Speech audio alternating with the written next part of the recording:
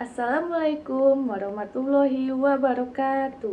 Perkenalkan, nama saya Elsa Pratika Siswati dari kelas 3 EB04.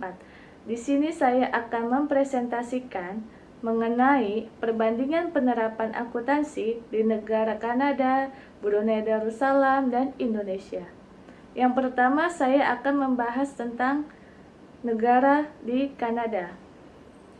Akuntansi di Kanada ada 3 lembaga yang menangani akuntansi, yaitu CA, CGA, dan CMA. Program CA difokuskan menjadi akuntan publik dan kandidat harus memiliki pengalaman auditing dari kantor akuntan publik. Program CGA memberikan kebebasan bagi kandidatnya untuk memilih karir di bidang keuangan. Program CMA memfokuskan diri pada akuntansi manajemen.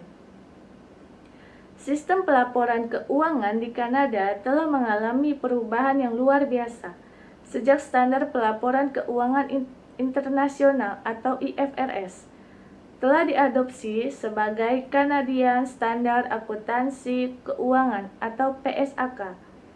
Untuk perusahaan public accountable dan entitas bisnis pemerintah, dalam standar masa lalu, Kanada untuk akuntansi keuangan dan pelaporan oleh perusahaan publik tersebut dikembangkan oleh Dewan Standar Akuntansi atau ECSB.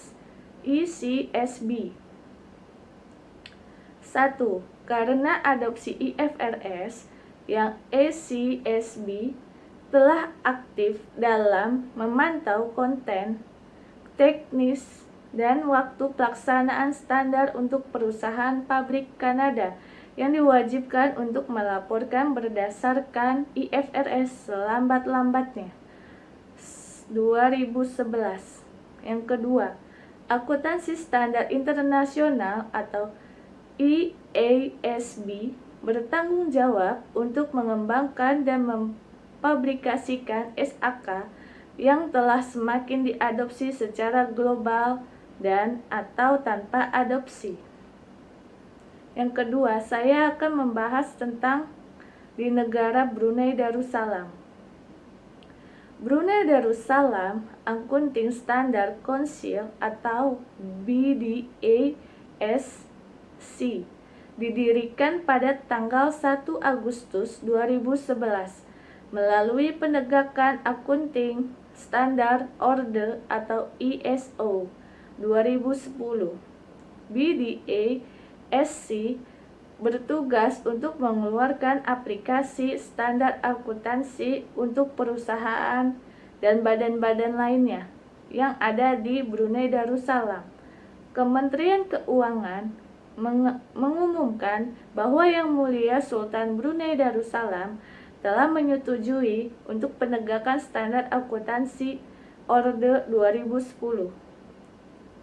Tujuan utama dari Accounting Standard Order adalah untuk mengawasi praktek dan profesi di sektor jasa akuntansi oleh akuntan publik di Brunei dan untuk memastikan bahwa akuntan publik mematuhi standar dan persyaratan prosedur yang ditentukan dalam kepentingan publik. Langkah itu diambil dalam menegakkan pemerintah Sultan Brunei yang juga telah menyetujui pembentukan komite, yaitu Komite Pemantau Akuntan Publik yang akan bertanggung jawab untuk mengawasi akuntan publik dan mengawasi praktik akuntansi.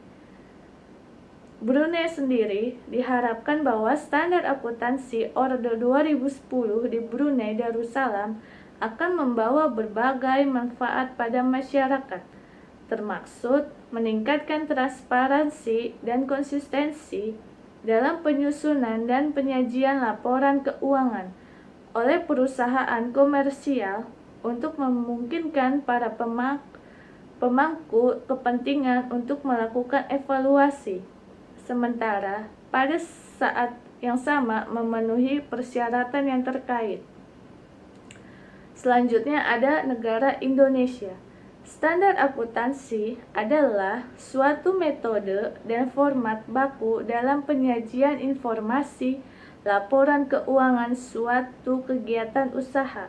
Standar akuntansi dibuat, disusun, dan disahkan oleh lembaga resmi atau standar setting body.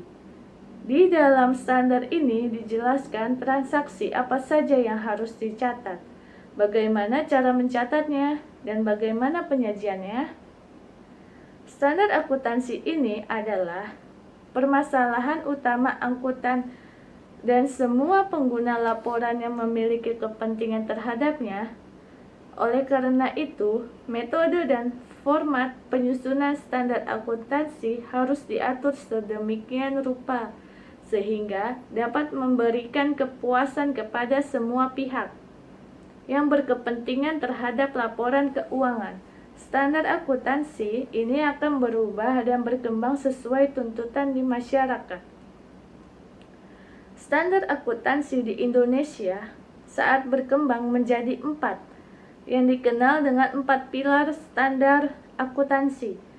Keempat pilar standar akuntansi tersebut disusun dengan mengikuti perkembangan dunia usaha. 4 pilar standar itu adalah: 1. Standar akuntansi keuangan atau SAK. 2. Standar akuntansi keuangan badan usaha tanpa akuntabilitas pabrik atau SAK etap. Ketiga, standar akuntansi keuangan syariah atau SAK syariah. Yang keempat, standar akuntansi pemerintah atau SAP.